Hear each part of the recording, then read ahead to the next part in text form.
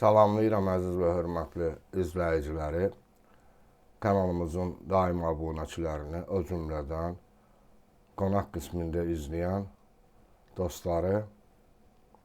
Bugün sizlərə Azərbaycanda, Bakıda yaşayan jurnalist dostum Sərdar Əlibəyliyə həsr etdiyim bezli başlıqlı şeiri səsləndirmək istəyirəm. Sərdar Əlibəylinin kimliyini daha yaxşı tanımaq istəyirəm. Elçin Dərvişoğlu'nun, dostum Elçin Dərvişoğlu'nun təsis etdiyi Nota TV-də izləyə bilərlər. Çünki mən Azərbaycan haqqında yazdığım siyasi şeirlərin demək olar ki, çoxunu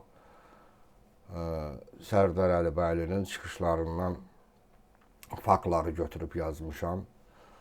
Özüm həmişə dediyim kimi 18 ildən çox da Azərbaycanda olmamışam.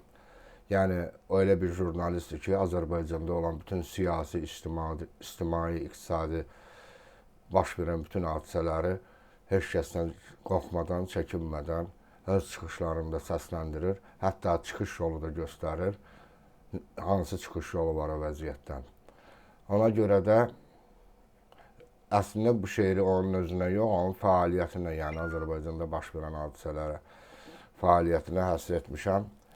Hətta bu, necə deyərlər, həqiqətpərəst olduğuna görə, qorxub çəkinmədən səsləndirdiyinə görə rejim tərəfindən dəfələrlə həbs olunub, dustaq həyatı da yaşayıb.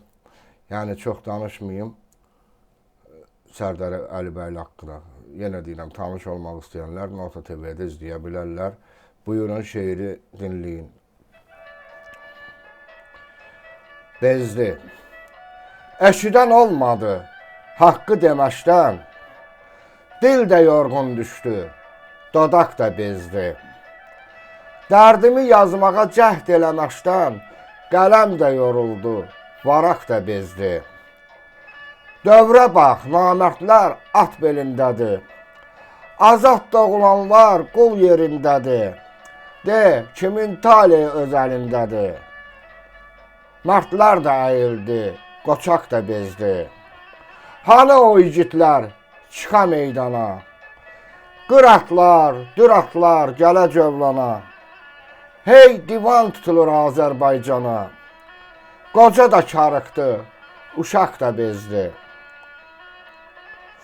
Quldurlar bac alır öz millətindən, cəllatlar ruhlanır cinayətindən. Bu xalqın səbrindən, itayətindən, Şahin də vətəndən uzaqda bezdi. Şahin də vətəndən uzaqda bezdi. Bu qədər. Çox sağ olun, dəyərli vaxtınızı sərf edib izlədiyinizə görə. Gələn görüşlərə qədər.